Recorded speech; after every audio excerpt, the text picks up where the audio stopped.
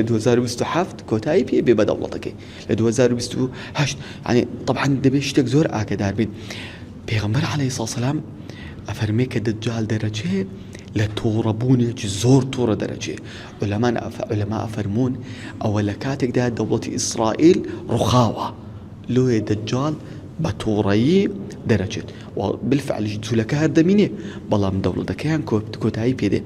فئایە ئەو پرۆسەی لە خاکی غەزەوە دەستی پێکرد لە 2023 سەرەتاکەیەتی العلم عند الله بە پێ ئەو پێشبینیانە ئەوان باسی ئەکەن ئەبێ سەرەتاکەی بێ و ئەوەی ئێستا ئێرە لە بەرامبەر تەل ئەبیب و خاکی ئیسرائیلەوە دەیکات.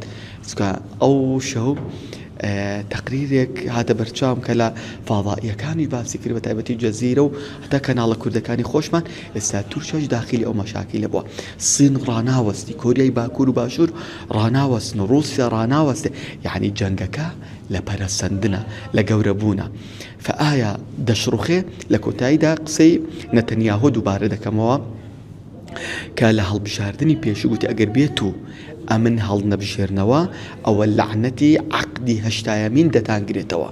بەواتە ئەوە دێ دەوڵەتیان لە ڕووخاندایە. هەتا سەرۆکوەزیرانی پێش نەتەنیاهۆ باسی لەوە کرد گوتی ئەگەر بێت و یعنی دەوڵەتانی هەموو دنیا هێرشمان بکەنە سەر پێویست بەوە ناکاتن خۆیان ماندوو بکەن لەبەرەوە ئێستا ئێمە نزیک دەبینەوە لە عەقدی هەشتایەمین کە حالەتمانەوە و دەوڵەتەکەمان لە کاتی ڕووخان نزیک بۆتەوە. ساڵی چەند دەڕوخێ؟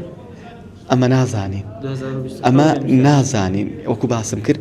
بەڵام ئەگەر ئەوان بڵێن لە 80 ساڵی دەڕوخێتن ساڵی 1948 کە دەوڵەتەکان دامەزرا 2028 عەقدەکەیان کۆتایی پێدێ ئەوان باسی دەکەن.